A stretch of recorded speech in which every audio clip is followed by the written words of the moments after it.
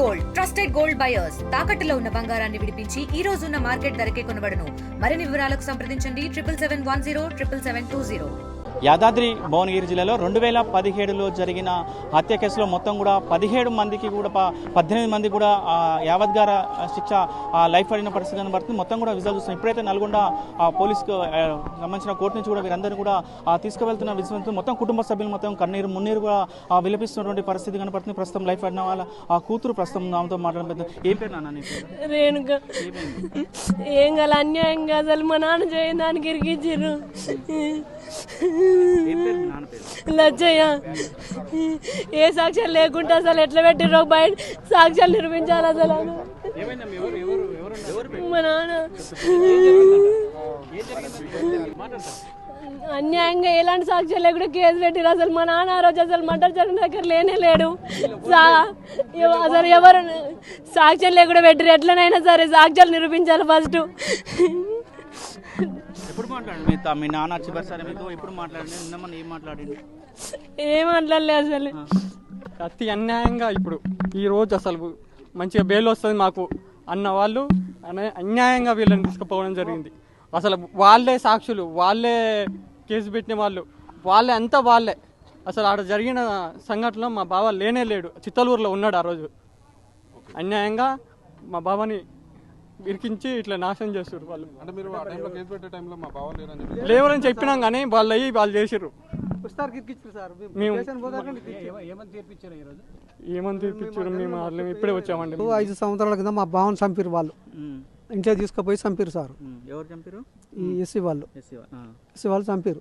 చంపితే మా వాళ్ళు ఇక మేము అనుకున్నాం ఈ కేసులు పెట్టి తిరుగు, మాకు తిరగదు, మాకు పైసలు లేవు, మేము తిరగలేము, వకీలు కట్టుకోవాలి, ఇక్కడ మేము సపోర్ట్ చెప్పుకున్నాం. రావన్నపేట వకీలు గవర్నమెంట్ వకీలు కొట్లాడింది సార్. అందుకే మీ వీళ్ళు ఈ కొట్లాడి ఈ ముసలాయన అటు నొక్కితే ఈ ఊపిరి మసలా చచ్చిపోయాడు. చచ్చిపోతే వీళ్ళే పెట్టిరని వీళ్ళ ఉద్దేశంతో మీ కొట్లాడ కూడా కొట్లాడలే. మా బావని ఇస్తాడు ఇద్దరు పిల్లల్లోని చంపారు. న్యాయంగా చేసి చంపారు. ఇప్పుడు ఎంతమందికి పడ్డది యావజీవ? 18 మంది పడుతుంది. 17 మంది 17 పడుతుంది సార్. ఇప్పుడు శిక్ష పడిన దాంట్లో ఎవరున్నారు మీకు తమ్ముడు? మా అల్లుడు మా చెల్లె కొడుకు ఆడు సాఫ్ట్వేర్ జాబ్ చేస్తుంది సార్. న్యాయం సార్. ఆడు మనకి ఇల్లు కట్టుకుంటూ ఇంత జాబ్స్ ఉంది అంత. ఎక్కడ ఉంటాడు అల్లుడు? ఎక్కడ? ఆజీపేటలో ఉండి ఊళ్ళోనే ఉండి కొడతాడు సార్ సాఫ్ట్వేర్. ఊళ్ళోనే ఉండదు. ఎప్పుడు వచ్చారు మరి? మీకు పోలీసు వాళ్ళు ఇలా కోర్టు తీర్పు ఉందని చెప్పిండ్రా?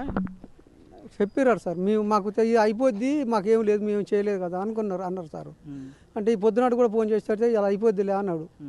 ఇప్పుడు ఇటు కాకుండా అయిపోయి శిక్ష పడదు అంటారు సార్. అంతే. ఎట్లా సరే మరి ఏందని ఇప్పుడు ఏంది న్యాయం జరిగింది అనుకుంటారా? న్యాయం జరగలేదు సార్. మాకు న్యాయం జరగలేదు. మా అమ్ముల్ని చంపినరు. మేము ఎదవలం సార్, గొల్లలో మమ్మల్ని చంపిరు. మా అది చేసారు, వయసుని చంపిర్రు. వాళ్ళు అది చేసారు. ఆ ముసలోడు దసరా కాడికి పోతే వాడు ఊపిరి మనుషులు అక్కడ చచ్చినందుకు వీళ్ళు మమ్మల్ని బలి చేశారు సార్. ఇలా రైట్. మొత్తం కూడా వీరు చెప్తున్న పరిస్థితి మాకు సరైన న్యాయం జరగలేదని కూడా వీరు పెద్ద ఎత్తున కూడా అందం చేసి కూడా కన్నీరు మున్నీరు కూడా విలిపిస్తున్న పరిస్థితి కనపడుతుంది. మనం చూస్తున్నాం ఎవరైతే ఆ వ్యాన్లో ఎక్కించుకపోయేటప్పుడు కూడా అందులో ఉన్న వాళ్ళకు చిన్న చిన్న పిల్లలు ఉన్నారు, పాపలు ఉన్నారు. ఆ పాపలను చూస్తే కూడా విషాద ఛాయలు అలుముకున్నాయని కూడా చెప్పుకోవచ్చు. కన్నీరు మున్నీరు విలిపిస్తున్నారు. ఆ పాపకు ఏం చెప్తాడు, డాడీ ఏడి, నాన్న ఏడు అంటే కూడా ఆ తల్లి ఏం చెప్పబోతుందని కూడా ఇక్కడ చాలా వరకు కూడా ప్రతి ఒక్కరికి కూడా చూసే వరకు కూడా చాలా వరకు కూడా కన్నీటి పడుతుంది. ఏది ఏమైనా కూడా ఇలాంటి ఘటనలు జరగకుండా ఉండాలని కూడా ఆ ప్రజలు కోరుకుంటున్న పరిస్థితి కనపడుతుంది. వీడియో జర్నలిస్ట్ కృష్ణతో అచ్యుత్, RTV నల్గొండ. మరిన్ని వీడియోస్ కోసం ఛానల్ ని సబ్స్క్రైబ్ చేయండి. లేటెస్ట్ అప్డేట్స్ కోసం వాట్సాప్ ఛానల్ ని ఫాలో అవ్వండి. ఆ లింక్ డిస్క్రిప్షన్ లో ఉంది.